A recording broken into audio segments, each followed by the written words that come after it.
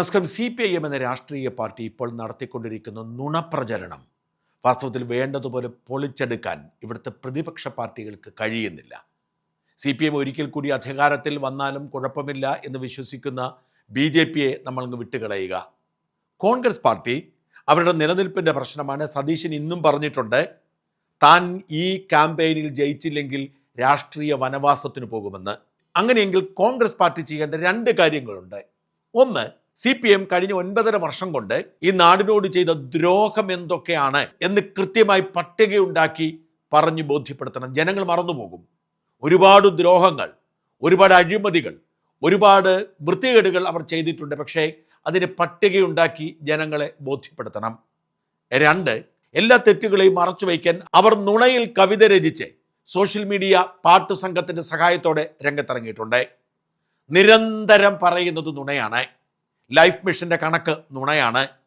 നിയമനകാര്യം പറയുന്നത് നുണയാണ്. വികസന പ്രവർത്തനം പറയുന്നത് നുണയാണ്. വ്യവസായങ്ങൾ വരുന്നതിനെക്കുറിച്ച് പറയുന്നത് നുണയാണ്. ഈ നുണ കേട്ടാൽ സത്യമാണെന്ന് ജനങ്ങൾ വിശ്വസിച്ചു പോകും. മന്ത്രി P. രാജീവിൻ്റെ ഫേസ്ബുക്ക് പേജിൽ മാത്രം പോയി നോക്കുക. ഓരോ ദിവസവും എന്തെല്ലാം നുണകളാണ് പറയുന്നത്. അങ്ങനെ നിരന്തരം നുണകൾ കേട്ട് ആ നുണകളിൽ ചിലതെങ്കിലും സത്യമാണെന്ന് ജനങ്ങൾ തെറ്റിദ്ധരിച്ചു പോകുന്നു. അതുകൊണ്ട് ആ നുണകൾ പൊളിക്കേണ്ട ബാധ്യത UDF ഏറ്റെടുക്കണം. ഞാൻ ഒരു കാര്യം മാത്രം ശ്രദ്ധിക്കുകയാണ്. തൊഴിൽ കൊടുക്കുന്നതിനെ കുറിച്ചുള്ള കണക്ക് കഴിഞ്ഞ ദിവസം ദേശാഭിമാനി പറഞ്ഞത് ഈ പിണറായി സർക്കാർ 9.5 വർഷത്തിനിടയിൽ 3 ലക്ഷത്തിലധികം പേർക്ക് നിയമനം കൊടുത്തെന്നാണ്. എന്നത് പച്ചക്കള്ളമാണ്. കേരള PSCയുടെ ചരിത്രത്തിൽ ഏറ്റവും കുറച്ച് നിയമനം നടന്ന വർഷങ്ങളാണ് കഴിഞ്ഞ 10 വർഷം. പക്ഷേ മുൻ വർഷങ്ങളെക്കാൾ കൂടുതൽ പേർക്ക് നിയമനം കൊടുത്തു എന്ന് അവർ പച്ചക്കള്ളം തട്ടിവിട്ടുകൊണ്ടിരിക്കുന്നു.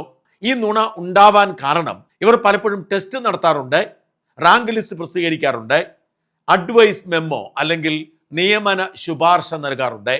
പക്ഷെ നിയമനം നടത്താറില്ല. പിണറായി സർക്കാർ അധികാരത്തിൽ വരുമ്പോൾ KSRTCയിൽ മാത്രം 30,000-ലധികം ജീവനക്കാരുണ്ടായിരുന്നു. ഇപ്പോൾ 3-ൽ 1 ജീവനക്കാർ കുറവാണ്. KSEBിയുടെ സ്ഥിതിയും അങ്ങനെ തന്നെ. 32,000 ജീവനക്കാരിൽ കുറഞ്ഞത് 10,000 പേരെങ്കിലും കുറഞ്ഞിരിക്കുന്നു. എന്ന് വെച്ചാൽ സമസ്ത മേഖലകളിലും നിയമനം കുറഞ്ഞിരിക്കുന്നു. പക്ഷെ അവർ പറയുന്നതോ നേരെ മറിച്ചും. PSC പ്രസിദ്ധീകരിച്ച ഉറുദു അധ്യാപക പരീക്ഷയിൽ 1ാം റാങ്ക് നേടിയത് റഷീദ എന്നു പേരുള്ള മലപ്പുറംകാരിയാണ്. അവൾ പഠിച്ചതിനെല്ലാം ബിരുദത്തിനും ബിരുദാനന്തര ബിരുദത്തിനും MPhilനും ഒക്കെ 1ാം റാങ്കാണ്. ഈ പരീക്ഷയിലും 1ാം റാങ്ക് നേടി. ആ 1ാം റാങ്ക് നേടിയ റാങ്ക് പട്ടിക അസാധുവായി. പക്ഷെ റഷീദയ്ക്ക് നിയമനം കിട്ടിയില്ല. റഷീദ മനോരമ ന്യൂസിനോട് കണ്ണീരോടെ പറഞ്ഞത് ഇങ്ങനെയാണ്: 1ാം റാങ്ക് കിട്ടിയിട്ട് പോലും നിയമനം കൊടുക്കാൻ കഴിയില്ലെങ്കിൽ എന്താ പിന്നെ ഞാൻ ഒരു അധ്യാപികയാണ്. ഇപ്പോൾ എന്താ ഞാൻ കുട്ടികളോട് പറയാ? പിന്നെ പഠിച്ച് ജോലി വാങ്ങണം, ഒരു ഗവൺമെന്റ് ജോലി വാങ്ങണം എന്നാണ് നമുക്ക് പറയാനുള്ളത്. 1ാം റാങ്ക് വകയെ എനിക്ക് പോലും ജോലി തരാനില്ല. പിന്നെ എങ്ങനെയാണ് നമ്മൾ ഇവരേക്ക് പ്രോത്സാഹിപ്പിക്കുക? നമ്മളെ സമയം അതിനൊന്നൊരു വാല്യൂ ഇല്ലേ? ഒരുപാട് കഷ്ടപ്പെട്ട് എനിക്കറിയാം. എൻ്റെ പഠനകാലം എന്ന് പറയുന്നത് ഞാനിപ്പോൾ 2012 വരെ നിരന്തരം പഠിച്ചുകൊണ്ടിരുന്നു. അതിന് ശേഷം കല്യാണത്തിന് ശേഷമാണ് ഈ BEd കഴിഞ്ഞത്. പക്ഷെ അതുവരെ ഞാൻ പഠിച്ചതും ഇതൊക്കെ കുട്ടികൾക്ക് ട്യൂഷൻ എടുത്തു, വേറെ മറ്റ് പല ജോലികളും നമ്മൾ ചെയ്തിട്ടാണ് പഠനകാലം നമ്മൾ പൂർത്തിയാക്കിയത്. ഡോക്ടർ ആവണമെന്ന് ആഗ്രഹിച്ചു. പണമില്ലാത്തതിൻ്റെ പേരിലാണ് നമ്മൾ ഒരു ആർട്സ് സബ്ജക്റ്റ് എടുത്ത് പഠിച്ചു വന്നത്. അപ്പോൾ ഇത്രയൊക്കെ കഷ്ടപ്പെട്ട് നമ്മളെ വീട്ടുകാർ ഒരുപാട് പ്രയാസപ്പെട്ടിട്ടുണ്ട്. ഞാനൊക്കെ ഒരു ബിലോ പോവർട്ടിയിൽ പെട്ട ഒരു കുടുംബത്തിൽപ്പെട്ട കുട്ടിയാണ് ഞാൻ. അന്ന് പഠിച്ചു വന്നത്. അതൊക്കെ ആലോചിക്കുമ്പോൾ നമുക്ക് ഒരുപാട് സങ്കടം തോന്നുന്നു സാർ. എന്തിനാണ് ഈ രീതിയിൽ നമ്മൾ തഴയപ്പെടുന്നത്? ഒരു പരിഹാരം ഉണ്ടാവുമെന്ന് തന്നെയാണ് ഇപ്പോഴും ഞാൻ പ്രതീക്ഷിക്കുന്നത്. ഇത് തന്നെയാണ് സമസ്ത മേഖലകളിൽ നടക്കുന്നത്. ഇവർ പറയുന്ന നുണ പക്ഷേ ജനം തിരിച്ചറിഞ്ഞു തുടങ്ങിയിട്ടുണ്ട്. വിദ്യാഭ്യാസ അവകാശത്തിന് വേണ്ടി പ്രവർത്തിക്കുന്ന AIDYO എന്ന സംഘടനയുടെ നേതാവായ EV പ്രകാശ് ഈ നുണക്കഥ മുഴുവൻ പൊളിച്ചടുക്കിക്കൊണ്ട് ഒരു പ്രസംഗം കഴിഞ്ഞ ദിവസം നടത്തി. കിടിലം പ്രസംഗമാണ്.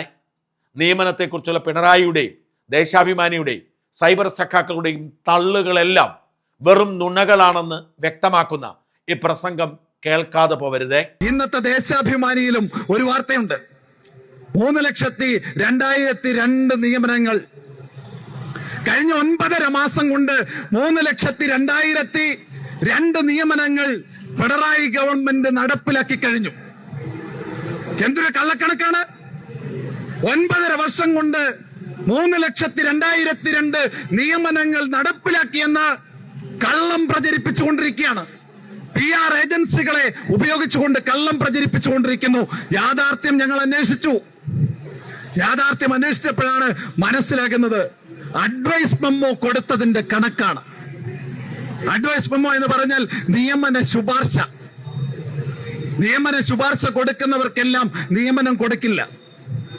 2017 KSRTC ഡ്രൈവർ, KSRTC കണ്ടക്ടർ 3000 പേർക്ക് നിയമന ശുപാർശ നൽകി. PSC നിയമന ശുപാർശ നൽകിയാണ്. പക്ഷേ ഈ 2026 ആയിട്ടും അവരെ നിയമിച്ചിട്ടില്ല. ആ ലിസ്റ്റ് കാലഹരണപ്പെട്ടു പോയി.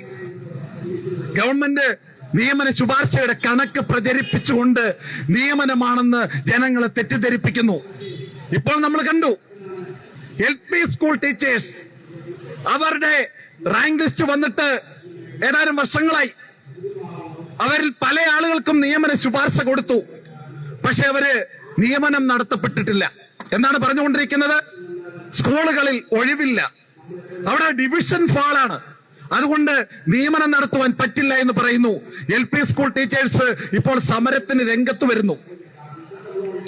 അസിസ്റ്റന്റ് പ്രൊഫസർ റാങ്ക് പട്ടികയിൽപ്പെട്ട 1ാം റാങ്കുകാരി, മലപ്പുറം സ്വദേശിനിയായിട്ടുള്ള റഷീദ, അവർക്ക് ഡിഗ്രിക്ക് ഫസ്റ്റ് റാങ്ക് ആയിരുന്നു, PGക്ക് ഫസ്റ്റ് റാങ്ക് ആയിരുന്നു, അവർക്ക് MPhilന് ഫസ്റ്റ് റാങ്ക് ആയിരുന്നു. ഈ അസിസ്റ്റന്റ് പ്രൊഫസർ പരീക്ഷയിൽ അവർക്ക് ഫസ്റ്റ് റാങ്ക് ആയിരുന്നു. പക്ഷെ അവർക്ക് നിയമനം കൊടുത്തില്ല. പ്രിയപ്പെട്ടവരെ, 6 ദിവസം മുമ്പ് അസിസ്റ്റന്റ് പ്രൊഫസർ റാങ്ക് പട്ടിക റദ്ദ് ചെയ്യപ്പെട്ടു. കാലാവധി കഴിഞ്ഞു.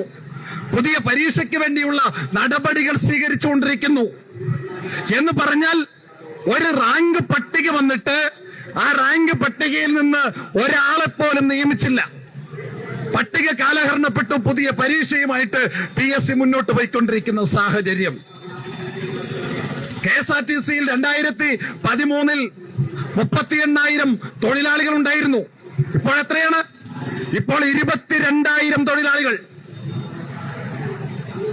KSEBയിൽ 32,500 തൊഴിലാളികൾ ഉണ്ടായിരുന്നു. ഇപ്പോൾ 22,500 ആയിട്ട് അത് ചുരുങ്ങിയിരിക്കുന്നു. എവിടെയാണ് നിയമനം? ഈ ഗവൺമെന്റ് വന്നതിന് ശേഷം KSRTCയിലും KSEBയിലും നിയമനം നടത്തുന്നില്ല. PSCയുടെ ലിസ്റ്റ്, റാങ്ക് പട്ടിക നിലനിൽക്കെയാണ് KSRTCയിൽ ഒരു സ്വകാര്യ കമ്പനിയെ ഈ പിണറായി വിജയൻ ഗവൺമെന്റ് കൊണ്ടുവന്നത്. ആലോചിച്ച് നോക്കണം. സ്വിഫ്റ്റ് എന്നാണ് പേര്. നമ്മൾ കാണുന്ന KSRTC ബസ് സ്വിഫ്റ്റ് ആണ്. അവിടെ ജോലി ചെയ്യുന്ന ജീവനക്കാരോട് ചോദിച്ചു നോക്കണം. ജോലി ചെയ്യുന്ന ജീവനക്കാർക്ക് 750 രൂപ ദിവസ വേതനം, സേവന വേതന വ്യവസ്ഥകളില്ല, കരാറടിസ്ഥാനത്തിലുള്ള നിയമനം മാത്രം എന്ന് പറഞ്ഞാൽ തൊഴിൽ അവകാശങ്ങൾ മുഴുവൻ നിഷേധിച്ചുകൊണ്ട്, ശമ്പളം കൊടുക്കാതെ, സേവന വേതന വ്യവസ്ഥകൾ കൊടുക്കാതെ KSRTCക്കുള്ളിൽ ഒരു പ്രൈവറ്റ് കമ്പനി പോലെ പ്രവർത്തിക്കുന്ന സ്വിഫ്റ്റിനെ കൊണ്ടുവന്നത് UDFന്റെ സർക്കാരല്ല.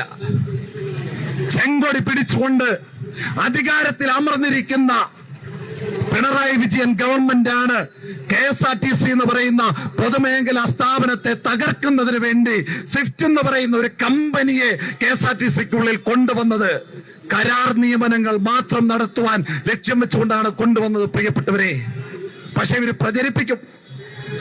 കഴിഞ്ഞ 9.5 വർഷം കൊണ്ട് വലിയ നിയമനം നടത്തി. പക്ഷേ ഞങ്ങൾ പറയുന്നു, all India democratic youth organisation ഈ ഗവൺമെന്റിനെ വെല്ലുവിളിക്കുക.